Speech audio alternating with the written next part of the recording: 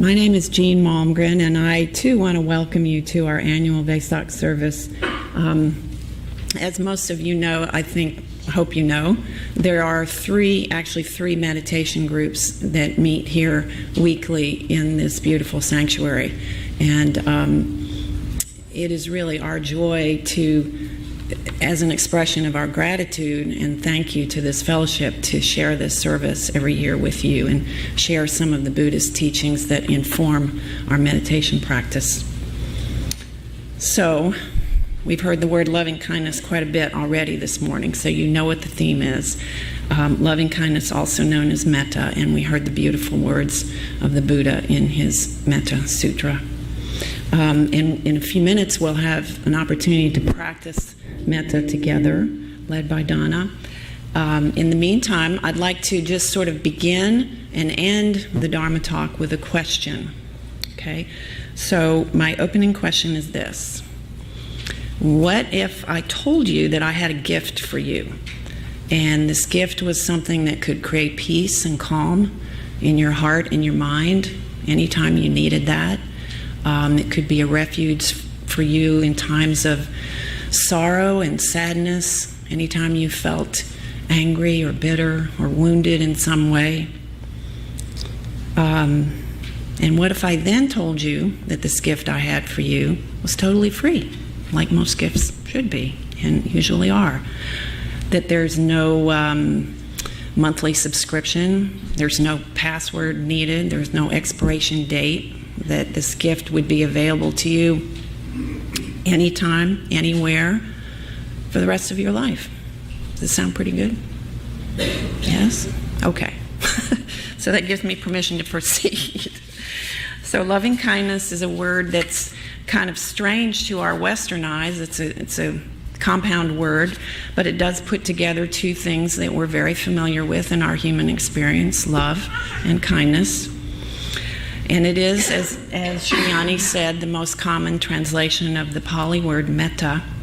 Pali language is the language that the Buddha spoke himself. It's contemporary with Sanskrit, so it tends to sound an awful lot like Sanskrit, if you've heard that.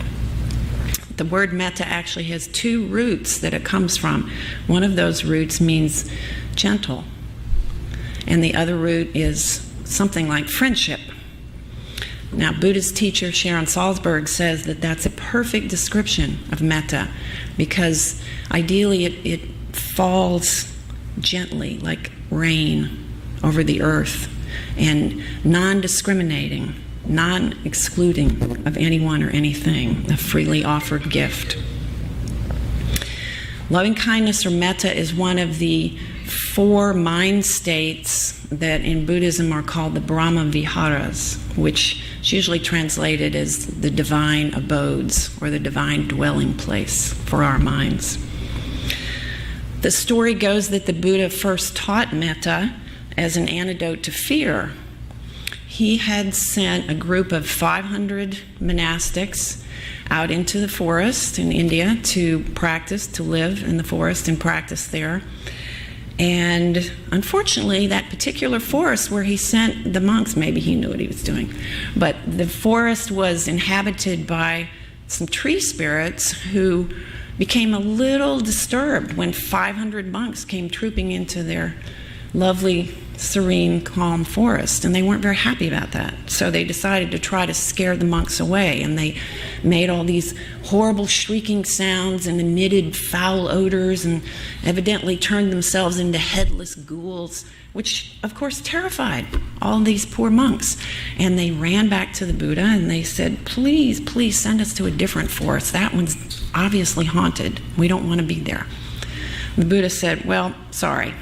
You're going right back to the same forest. But I will give you one tool to deal with those horrible ghouls, those tree spirits, those malevolent spirits who are not welcoming you. I'll give you one tool, and it's all you need.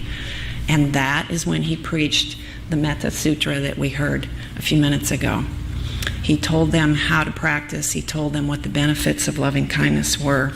And of course, as the story goes, the monks went back to the forest, practiced metta meditation, loving kindness, and the tree spirits were so charmed and delighted that they welcomed the monks back and even decided to protect them. So there's other stories of the Buddha using metta to calm his enemies. One of them, a rampaging, angry elephant that was about to trample him, and he held up one hand and practiced metta and calmed the elephant. There was another story about a notorious serial killer who was stalking the Buddha and had plans to assassinate him, and the Buddha used the power of loving kindness to turn his mind. The Dalai Lama, in a very recent book he has released just called Buddhism, he says that metta is an antidote for anger, aversion, prejudice, all the states of mind that cause suffering in us and which cause us to externalize that suffering onto others. He says that it spreads to both those who treat us well and those who don't treat us well. It is firm and does not waver according to our mood or how others treat us. Sylvia Boorstein is another Buddhist teacher in the Theravada tradition, and Sylvia has a definition of loving kindness that I particularly like. Sylvia calls it the expression of a peaceful and balanced mind. She also says that loving kindness is actually the original natural state of our minds. She says the Buddha taught that when the mind is at ease, it's friendly and congenial, and it is able to wish well to others. And she says we don't need to learn to be friendly. We need to remember to be friendly. It is there. A couple of days ago, last week on Friday, I was in a training for mental health professionals, and we were learning about trauma and traumatic experiences and what that does to the human brain. And we were learning how that we as therapists can use different practices to help rewire the brains of people who have come through trauma and help them rebuild psychological resilience. And one of the practices that the trainer mentioned, much to my delight, was loving kindness, metta meditation. So it turns out that the cultivation of positive emotions and mind states such as metta can actually help heal the brain and keep it healthy. One of the slides in the trainer's PowerPoint had a quote on it from Martin Seligman, who is a psychologist and the founder of positive psychology. Seligman had done a lot of research about positive traits and positive mind states, things like gratitude, forgiveness, compassion. And Seligman said, this was the quote, "Doing a kindness, or extending loving kindness, produces the single most reliable increase in well-being of any exercise that we've tested." And it is true that Western psychology has embraced the practice of loving kindness, and I found a pretty fair amount of research that's been done in what loving kindness actually, the effect that it actually has on our brains. There's research dating back to 2007 that's found metta practice can lead to less depression, less anxiety, better social connectedness. And they've done neuroimaging studies of the brain which show that loving kindness meditation actually enhances areas in the brain that are involved in emotional processing and empathy and, of course, compassion. My spiritual teacher, Venerable Bhante Gunaratana, tells a lovely story in his autobiography of how he discovered the power of loving kindness when he was just a boy, a small boy back in the 1930s in his native Sri Lanka. Bhante got sick and he had to take a very foul-smelling and foul-tasting herbal medicine that was a common cure in those days. It was made into a paste and he had to swallow it, and it tasted evidently horrible, and he was really rebelling against taking that. He had to take it first thing in the morning when his stomach was empty. So his mother found a way to make it bearable for him to take the medicine. She would wake him up very early in the morning. He was still groggy, sort of half asleep. No one else in the house was awake. And she would take him onto her lap And she would sing songs to him and tell him stories in a nice soft voice, and she would stroke his hair, cuddle him. And then when he was very relaxed and happy, she would pop the medicine into his mouth and say, swallow quickly. So Bhante says in his book, now, many years later, I understand the power of metta, or loving kindness. In a way, it helps us swallow the bitterness of life. It smooths over the rough moments and the disappointments and the hurt. He says, the Buddha told his disciples that the practice of metta is a meritorious deed. Therefore, while cultivating thoughts of loving kindness, we're happy. We feel the kind of deep happiness that comes from performing a meritorious deed. It's a sense of peace. And what's more, the calming effect of metta is immediate. We feel it the very moment we start to practice it. When we speak or act with loving kindness, we feel happy. When we work or do physical labor with thoughts of metta filling our minds, we feel happy. So let's look just really briefly at how to practice loving kindness. I mentioned that there's a structured formula, and we're going to experience that in just a few moments. So I will let Donna handle that, but I just want to address one issue about metta. We actually begin traditionally by extending metta to ourselves before we begin to send it out to other groups of people. And sometimes that's maybe seen as selfish. Sometimes that's maybe seen as difficult if we are having issues with ourselves, that we're maybe not so happy with ourselves, or we just are not feeling able to extend that kind of benevolence toward ourselves. The teaching really is that it's really very simple, that we cannot really share something that we don't already have ourselves. So we need to generate the thoughts and the feelings of loving kindness for our own selves, and then we can give it away. It's kind of the old cliche of the airline safety lecture. You know, you put on your own oxygen mask first, and then you can help others.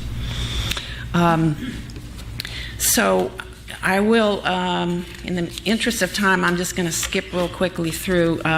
There are specific groups of people or specific persons that we share metta with in the traditional structure.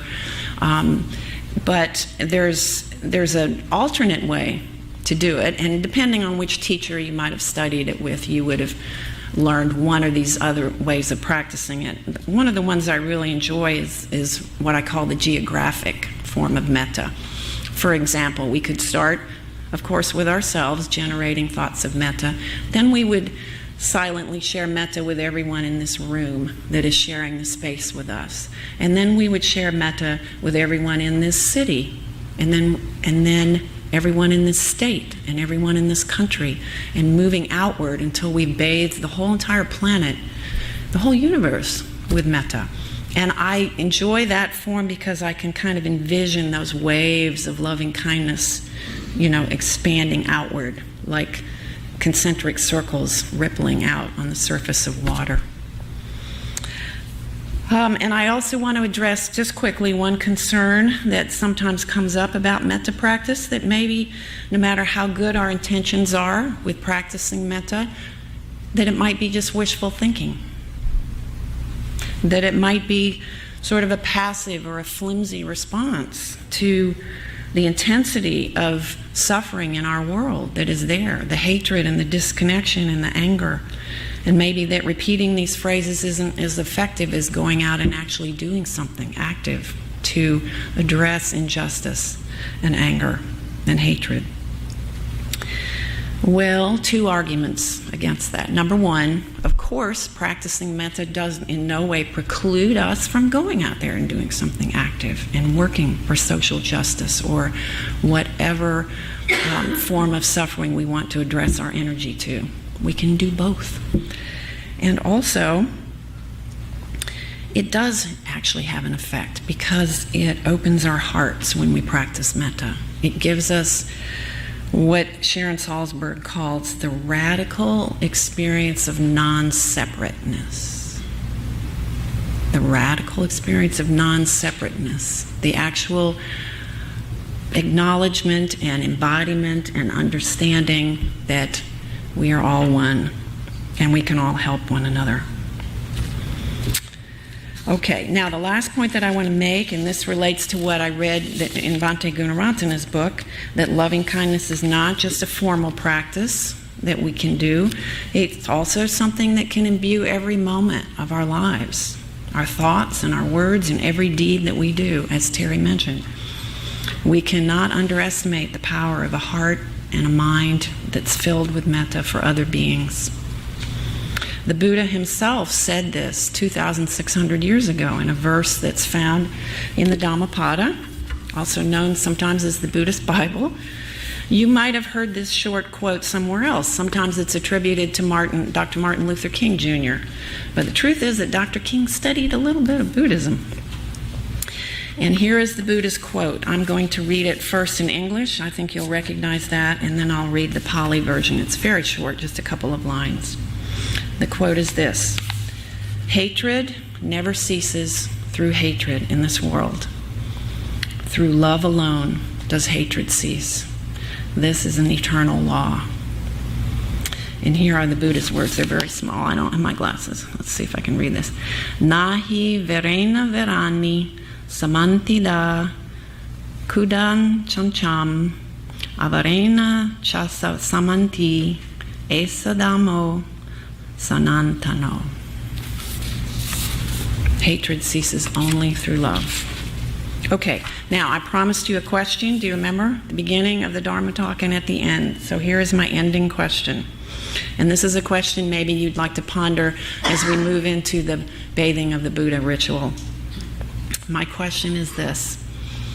Now that you know a little bit about loving kindness and metta practice and the many ways it can be done, how might you be able to practice this in your thoughts, in your words, in your deeds? How might you embody metta today, right now, and moving forward in your life? How can you set those ripples moving outward from your heart and your mind into our very beautiful and troubled world, which is so in need of metta? Thank you.